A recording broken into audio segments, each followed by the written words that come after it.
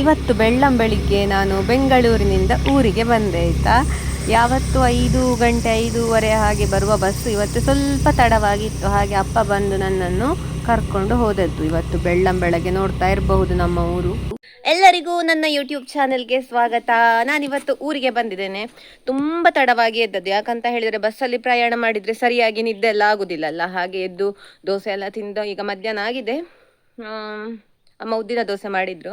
ನಾನು ನಕ್ಷತ್ರ ನೇರಳೆ ಥರ ವಾಟರ್ ಆ್ಯಪಲ್ ಬರ್ತದಲ್ಲ, ಅದು ಉಂಟಾ ಅಂತ ನೋಡಲಿಕ್ಕೆ ಹೋಗುದೀಗ. ಇನ್ನೊಂದೊಂದೇ ಅನ್ವೇಷಣೆ ಮಾಡ್ತಾ ಹೋಗುವ ಬನ್ನಿ, ನಿಮ್ಮನ್ನು ಕೂಡ ಕರ್ಕೊಂಡು ಹೋಗ್ತೇನೆ. ನಾವು ತೋಟಕ್ಕೆ ಹೋಗ್ಲಿಕ್ಕೆ ಅಂತ ಹೊರಟದ್ದು. ಅಪ್ಪ ತೋಟಕ್ಕೆ ಹೋಗಿದ್ರು ನಾನು ಎದ್ದಾಗುವಾಗ. ಒಂದು ಹಲಸಿನಕಾಯಿ ಇತ್ತು ಅಂತ ಮತ್ತೆ ಅಪ್ಪನೇ ತಕೊಂಡು ಬಂದರು. ಹಾಗೆ ನಾವು ಹೋಗಲಿಲ್ಲ ಅಷ್ಟೇ. ಎಲ್ಲದಕ್ಕೆ ತೊಟ್ಟೆ ಕಟ್ಟಿಕೊಂಡು ಉಂಟು. ಇಲ್ಲಿ ಒಂದು ಉಂಟು, ಇಲ್ಲಿ ತೊಟ್ಟೆ ಉಂಟು ಎಲ್ಲ ಕಡೆ. ಮತ್ತೆ ಎಂತ ಮಾಡುದು, ನಮಗೆ ಸಿಗಬೇಕು ಅಂತ ಹೇಳಿದರೆ ಇದೇ ನಮಗೆ ಪರಿಹಾರ.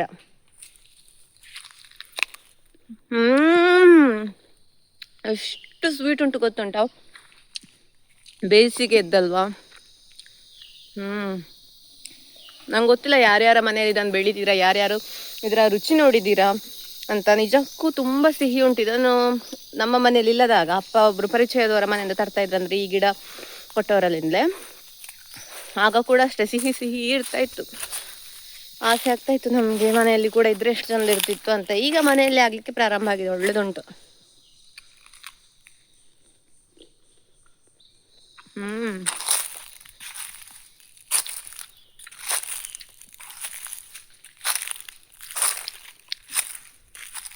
ಪುನರ್ಪುಳಿ ಆಗಿದ ಅಂತ ನೋಡುವ. ಮೊನ್ನೆ ಕಾಯಿ ಇತ್ತು. ಇದು ಮತ್ತೆ ಕಾಡಲ್ಲಿ ಆಗುವ ಪುನರ್ಪುಳಿ ಅಲ್ಲ, ಒಂದು ಬೇರೆ ವಿಶೇಷ ಜಾತಿದ್ದಾಯ್ತಾ.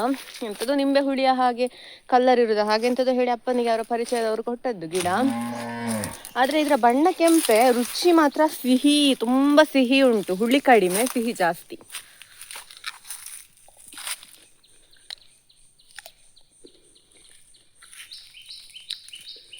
ಇದು ಯಾವ ಥರ ರುಚಿ ಅಂತ ಹೇಳಿದರೆ, ಕಬ್ಬು ಜ್ಯೂಸ್ ಎಲ್ಲ ಕುಡ್ದಿರ್ತೀರಲ್ಲ ಹಾಗೆ ಉಂಟು.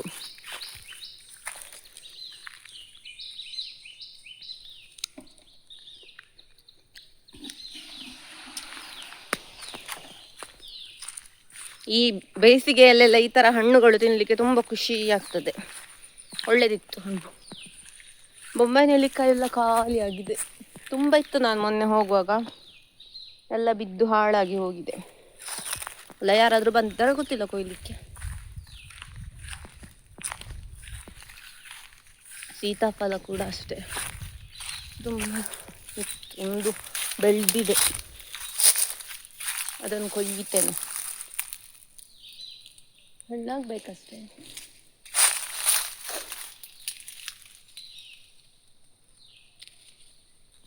ನೋಡಿ ಕಾಣ್ತದೆ ನಿಮಗೆ ಬಣ್ಣ. ಒಂದಿರುದು ಮರದಲ್ಲಿ.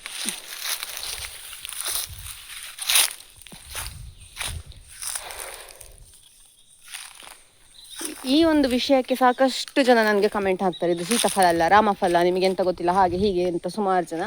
ನಮ್ಮ ಮಂಗಳೂರು ಭಾಗದಲ್ಲಿ ಉಂಟಲ್ಲ, ನಾವಿದಕ್ಕೆ ಸೀತಾಫಲವೇ ಹೇಳೋದು. ಒಂದು ವೇಳೆ ಇದು ರಾಮಫಲ ಆಗಿದ್ರು ಸೀತಾಫಲ ಆಗಿದ್ರು ಅದನ್ನು ತಪ್ಪು ಅಂತ ಬೆಟ್ಟು ಮಾಡಿ ತೋರಿಸುವ ಅಗತ್ಯ ಅಂತ ಉಂಟು ನನಗೆ ಗೊತ್ತಿಲ್ಲ. ನಾನು ಅಷ್ಟು ಸಲ ಹೇಳಿರ್ತೇನೆದು, ನಮ್ಮ ಕಡೆ ಹಾಗೆ ಕರೆಯೋದು, ಪ್ರಾಂತ್ಯ ಬದಲಾದ ಹಾಗೆ ನಮ್ಮ ಭಾಷೆಗಳು ಬದಲಾಗ್ತದೆ, ನಾವು ಬಳಸುವಂತಹ ಶಬ್ದಗಳು ಬದಲಾಗ್ತದೆ ಅಂತ ಹೇಳಿದ್ರು ಕೂಡ ಸಾಕಷ್ಟು ಜನ ಮತ್ತೆ ಮತ್ತೆ ತಿದ್ದುವ ಪ್ರಯತ್ನ ಮಾಡ್ತಾರೆ. ಆದರೆ ನಾವು ಹೇಗೆ ಕರಿತೇವೋ ನಮ್ಗೆ ಅದೇ ಅಭ್ಯಾಸ. ಹಾಗಾಗಿ ನಾವಿದಕ್ಕೆ ಸೀತಾಫಲ ಅಂತಲೇ ಹೇಳುದು.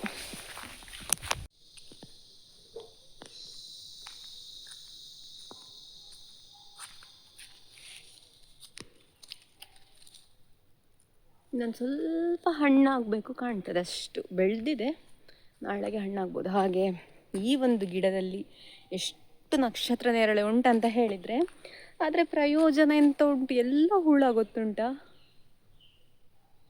ಹುಳ ಅದು ನಮಗೆ ನೋಡಿದಾಗ ಹೇಗೆ ಹುಳ ಅಂತ ಗೊತ್ತಾಗೋದು ತೋರಿಸ್ತೇನೆ ನಾನು ನಿಮಗೆ, ಆಯಿತಾ. ನೋಡಿ ಗಿಡದ ಪೂರ್ತಿ ಉಂಟು, ಇದಕ್ಕಿಂತ ತುಂಬ ಇರುವವರು ಕೂಡ ಇದ್ದಾರೆ. ನಾನು ಸಾಕಷ್ಟು ಕಡೆಗಳಲ್ಲಿ ನೋಡಿದ್ದೇನೆ, ತುಂಬ ಇರೋದು. ನೋಡಿ, ನೋಡುವಾಗ ಈ ರೀತಿ ಫೋಕಸ್ ಆಗಲಿಲ್ಲ. ನೋಡುವಾಗ ಈ ರೀತಿ ಅಲ್ಲಲ್ಲಿ ಸ್ವಲ್ಪ ಗಾಳಿ ತುಂಬಿದ ಹಾಗೆ ನೋಡಿ ಇಲ್ಲಿ ಅಲ್ಲಲ್ಲಿ ಗಾಳಿ ತುಂಬಿದ ಹಾಗೆ ಕಾಣ್ತಾ ಉಂಟಲ್ಲ, ಎಲ್ಲ ಹಣ್ಣುಗಳಲ್ಲಿ ಹಾಗೆ ಉಂಟು, ಅದರೊಳಗೆ ಹುಳ ಇರ್ತದೆ ನೋಡಿ. ಈ ತರ ಇದ್ರೆ ಹುಳ ಇರ್ತದೆ ಅಂತ ಅರ್ಥ ಆಯ್ತಾ. ನಿಮ್ಗೆ ಇಲ್ಲಿ ತುದಿಯಲ್ಲಿ ಕಾಣ್ತಾ ಇರ್ಬೋದು, ಹೀಗೆ ಸೈಡ್ ಸೈಡ್ ಅಲ್ಲಿ ಎಲ್ಲ ಗಾಳಿ ತುಂಬಿದ ಹಾಗೆ, ಅದೆಲ್ಲ ಹುಳಗಳಿರುವಂತಹ ಜಾಗ. ಹಾಗಾಗಿ ಇಲ್ಲಿರುವಂತಹ ಎಲ್ಲ ಹಣ್ಣುಗಳಲ್ಲಿ ಹುಳ ಉಂಟು. ಈಗ ಹೀಗೆ ಇಲ್ಲಿ ಮಾರ್ಗದ ಹತ್ರ ಎಲ್ಲ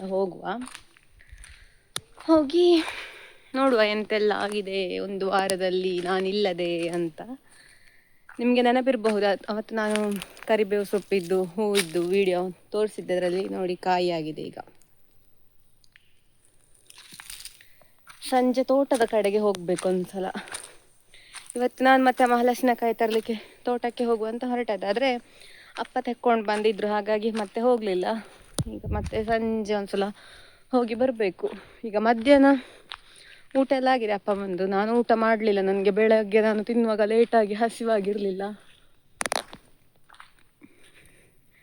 ಜೀಗುಜ್ಜೆ ಅಥವಾ ದಿವಿ ಹಲಸು ಅಂತ ಹೇಳ್ತಾರೆ, ಅದರದ್ದು ಸಾಂಬಾರು ಮಾಡಿದ್ರು ಅಮ್ಮ, ಅಕ್ಕನವರ ಮನೆಯಿಂದ ತಂದದ್ದು. ಹಾಗೆ ಅದರ ಸಾಂಬಾರು ಮಾಡಿದ್ರು. ನಾನು ಅದರದ್ದು ಹೋಳು ಮಾತ್ರ ತಿಂದದ್ದು, ಭಾಗ ಅಂತ ನಾವು ಅದಕ್ಕೆ ಅಂತ ಹೇಳೋದು, ಅದನ್ನು ತಿಂದದ್ದು ಮಾತ್ರ.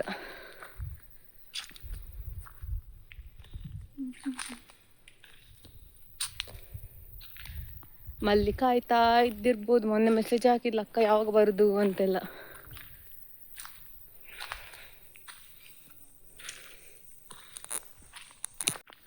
ಇವತ್ತು ಸ್ವಲ್ಪ ರೆಸ್ಟ್ ಎಲ್ಲ ಆಯ್ತು. ನಾಳೆ ನನಗೊಂದು ಕಡೆಗೆ ಹೋಗ್ಲಿಕ್ಕೆ ಉಂಟು, ಎಲ್ಲಿಗೆ ಅಂತ ನಿಮಗೆ ನಾಳಿನ ವಿಡಿಯೋದಲ್ಲಿ ಗೊತ್ತಾಗ್ತದೆ.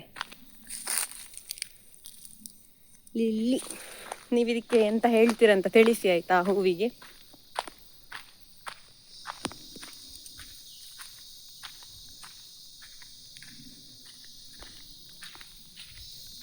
ಬಿಸಿಲು ಉಂಟು, ಈಗ ಹೋಗ್ಲಿಲ್ಲ ಇನ್ನು ಕೂಡ.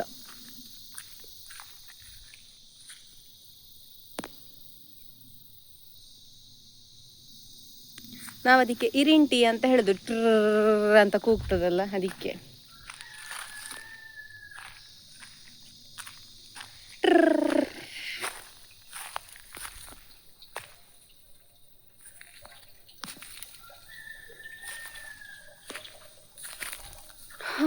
ಮನೆಯಿಂದ ಮೇಲೆ ಬಂದೆ, ಇಲ್ಲಿ ಕೆಳಗೆ ನಮ್ಮ ಮನೆ ಉಂಟು, ಇಲ್ಲೆಲ್ಲ ಗುಡ್ಡ.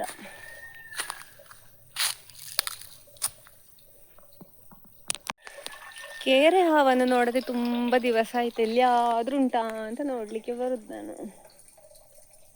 ನನಗೆ ಕಾದುಕೊಂಡು ಕೂತ್ಕೊಂಡಿರೋದಿಲ್ಲ ಅದು, ಆದ್ರೂ ಕೂಡ ಇರ್ತದೆ ಹೀಗೆ ಎಲ್ಲಿಯಾದ್ರೂ ಸುತ್ತಾಡಿಕೊಂಡು ಹೋಗುವಾಗ ಕೈಕಾಲ ಆಚೆ ಈಚೆ ಹೋಗ್ತಾ ಇರ್ತದೆ. ಕೈಕಾಲ ಬುಡದಲ್ಲಿ ಅಂತ ಹೇಳಿದ್ರೆ ನಮ್ಮದೊಂದು ಗ್ರಾಮ್ಯ ಭಾಷೆ ಅದು. ಅಂದ್ರೆ ಇಲ್ಲೇ ಅಕ್ಕಪಕ್ಕದಲ್ಲಿ ಸುಳಿದಾಡಿಕೊಂಡಿರ್ತದೆ ಅಂತ ಹೇಳ್ತಾರಲ್ಲ, ಹಾಗೆ ಕೈಕಾಲು ಬುಡದಲ್ಲಿ ಇರ್ತದೆ ಅಂತ ಒಂಥರ ಹಾಗೆ ಹೇಳ್ತಾರೆ. ಹಾಗೆಲ್ಲ ಇರ್ತದೆ. ಆದ್ರೆ ಆಯ್ತು, ನಾನೊಂದು 2 ವಾರ ಕಳೀತಾ ಅಂತ ಕೇರೆ ಹಾವು ನೋಡದೆ.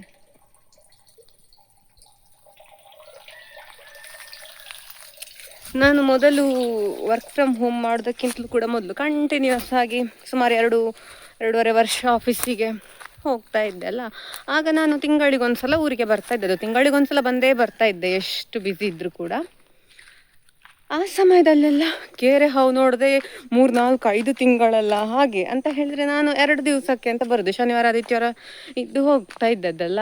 ಆಗ ಬರ್ತಾ ಇರಲಿಲ್ಲ ಹಾವೆಲ್ಲ. ಆಗೆಲ್ಲ ನನಗೆ ಎಷ್ಟು ಅಮ್ಮ ಹೀಗೆ ಫೋನ್ ಮಾಡಿದಾಗ, ಇವತ್ತು ಅಟ್ಟದಿಂದ ಕೇರೆ ಹಾವು ಬಿದ್ದಿತ್ತು ಅಂತೆಲ್ಲ ಹೇಳ್ತಾ ಇದ್ರು. ಅಂದರೆ ನಮ್ಮ ಅಟ್ಟದಲ್ಲಿ ಕೇರೆ ಹಾವು ಇಲಿಗಳನ್ನೆಲ್ಲ ಹಿಡಿಲಿಕ್ಕೆ ಬಂದಾಗ ಹಿಡಿಯುವ ಬರದಲ್ಲೆಲ್ಲ ಕೆಳಗೆ ಚಾವಡಿಗೆ ಎಲ್ಲ ಬಿದ್ದದ್ದು, ಹೀಗೆಲ್ಲ ಉದಾಹರಣೆ ಉಂಟು. ಹಾಗೆಲ್ಲ ಹೇಳುವಾಗ ನಾನು ಇರ್ತಿದ್ದೆ, ಹಾಗೆಲ್ಲ ಹೇಳ್ತಾ ಇದ್ದೆ. ಇಲ್ಲಿ ನೋಡಿ, ಅವಳಿ ಜವಳಿ ಹಲಸಿನಕಾಯಿ ಒಂದೇ ಲೆಕ್ಕ ಉಂಟು, 2 ಕೂಡ ನೋಡ್ಲಿಕ್ಕೆ. ಅಪ್ಪ ತಂದದ್ದಾಗ ತೋಟದಿಂದ ಬರುವಾಗ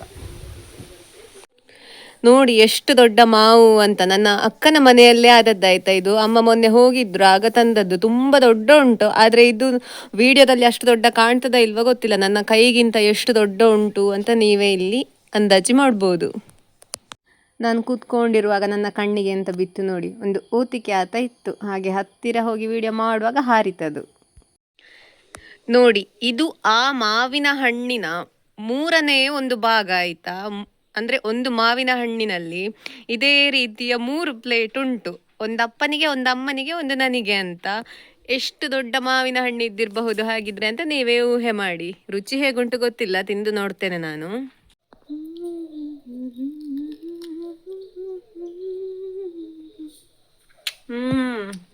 ತುಂಬ ಪೂರ್ತಿ ಅಂತ ಹಣ್ಣಾಗ್ಲಿಲ್ಲ, ಆದರೆ ಸ್ವಲ್ಪ ಹಾಳಾಗ್ತಾ ಬಂದಿದೆ ಅಂತ ಅಮ್ಮ ಕಟ್ ಮಾಡಿದ್ದು. ಹುಳಿ ಹುಳಿ ಸ್ವೀಟ್ ಸ್ವೀಟ್ ಮಿಕ್ಸ್ ಉಂಟು.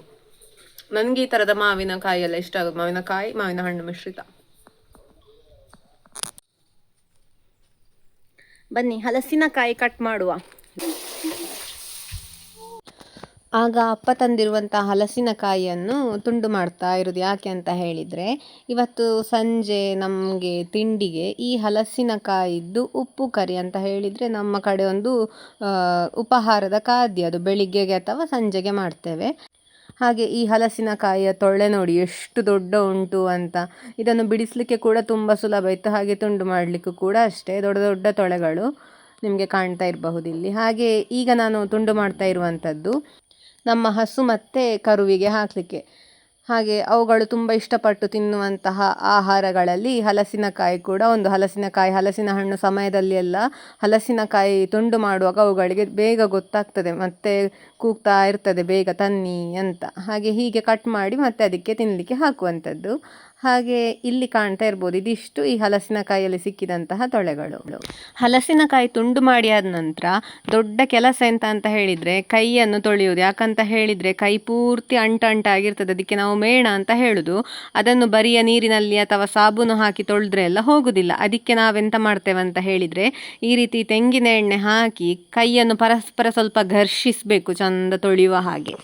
ಅದಾದ ನಂತರ ಈ ರೀತಿ ತೆಂಗಿನಕಾಯಿ ಸಿಪ್ಪೆ ತೆಕ್ಕೊಂಡಿಲ್ವಾ, ಚಂದ ಕೈಯನ್ನು ಘರ್ಷಿಸಬೇಕು, ಅಥವಾ ಅದನ್ನು ತಿಕ್ಕಿ ಮೇಣ ಅಂತ ನಾವೆಂತ ಹೇಳ್ತೇವಲ್ಲ ಅದನ್ನೆಲ್ಲ ಹೋಗಲಾಡಿಸಬೇಕು. ನಿಮಗೆ ಕಾಣ್ತಾ ಇರಬಹುದು ನನ್ನ ಕೈ ಎಷ್ಟು ಸ್ವಚ್ಛ ಆಗ್ತಾ ಉಂಟು ಅಂತ.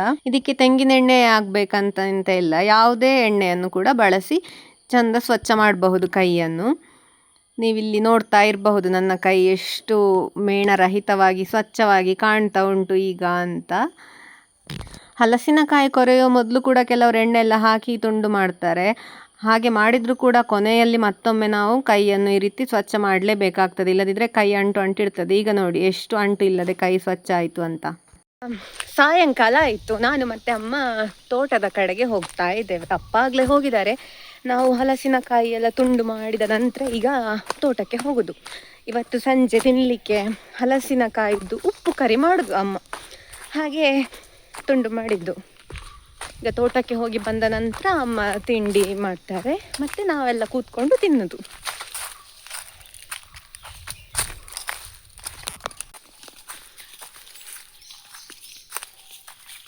ಗೇರು ಹಣ್ಣು ಆಗಿದೆಯಾ ಅಂತ ನೋಡುದು ನಾನು. ಇಲ್ಲಿ ಒಂದು ಮರ ಉಂಟು, ಅದರಲ್ಲಿ ಮಾತ್ರ ಆದರೂ ಕೂಡ ನಮಗೆ ಕೊಯ್ಲಿಕ್ಕೆ ಕಷ್ಟ. ಯಾಕಂತ ಹೇಳಿದರೆ ಅದರ ಕೆಳಗೆ ಕೆರೆ ಉಂಟು.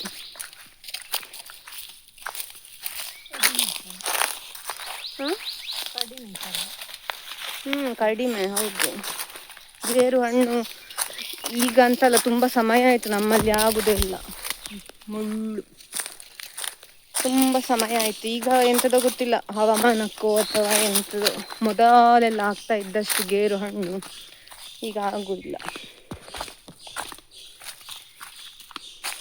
ಬಿಳಿ ನಕ್ಷತ್ರ ನೆರಳು ತುಂಬ ಹೂ ಹೋಗಿದೆ ಮರದಲ್ಲಿ, ಹೂ ಬಿಟ್ಟಿದೆ.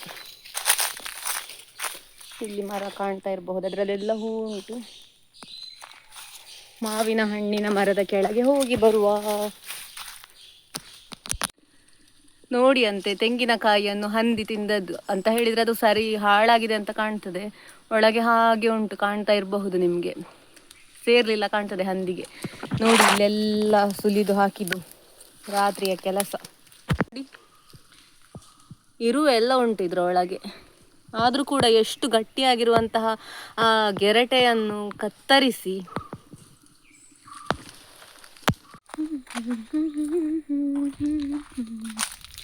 ಅಪ್ಪ ಎಲ್ಲಿದ್ದಾರೆ ಅಂತ ಪ್ರತಿ ಸಲ ತೋಟಕ್ಕೆ ಬರುವಾಗ ನೋಡಿಕೊಂಡು ಬರೋದು. ಬಹುಶಃ ಅಲ್ಲಿ ಕೆಳಗೆ ಯಾವಾಗಲೂ ಇರ್ತಾರಲ್ಲ, ಅಲ್ಲೇ ಇರಬಹುದು.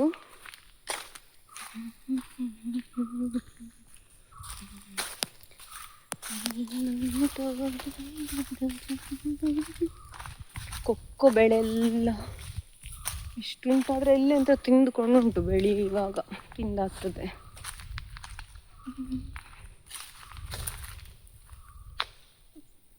ಎಲ್ಲಿದ್ದಾರೆ?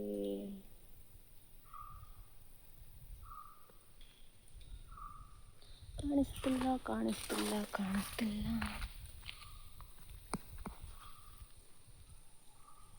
ಇಲ್ಲಿಲ್ಲ.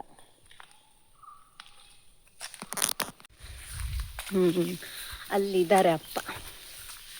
ನಾವು ಯಾವತ್ತೂ ಹೋಗಿ ಹುಡುಕುವಲ್ಲಿ ಇರಲಿಲ್ಲ, ಈಗ ಬೇರೆ ಕಡೆ ಇದ್ರು.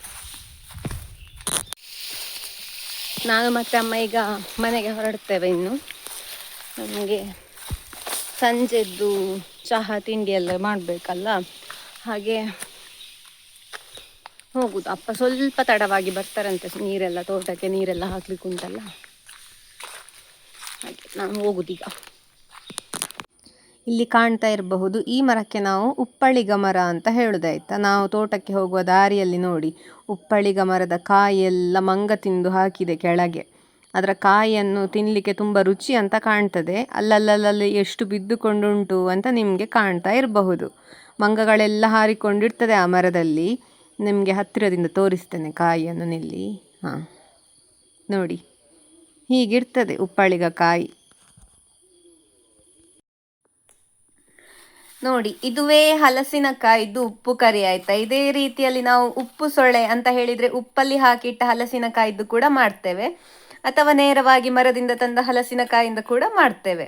ತುಂಬ ರುಚಿಕರವಾಗಿರ್ತದೆ. ಯಾರಿಗೆಲ್ಲ ಇದು ಗೊತ್ತುಂಟಂತ ಕಮೆಂಟಲ್ಲಿ ತಿಳಿಸಿ ಆಯ್ತಾ. ಇವತ್ತಿನ ಈ ವಿಡಿಯೋ ನಿಮಗೆ ಇಷ್ಟ ಆಗಿರ್ತದೆ ಅಂತ ಅಂದುಕೊಳ್ತೇನೆ. ನನ್ನ ಚಾನೆಲ್ನ ಸಬ್ಸ್ಕ್ರೈಬ್ ಮಾಡಿಕೊಳ್ಳಿ ಅಂತ ಕೇಳಿಕೊಳ್ತಾ ಮುಂದಿನ ವಿಡಿಯೋದಲ್ಲಿ ಸಿಗ್ತೇನೆ. ಬಾಯ್ ಬಾಯ್.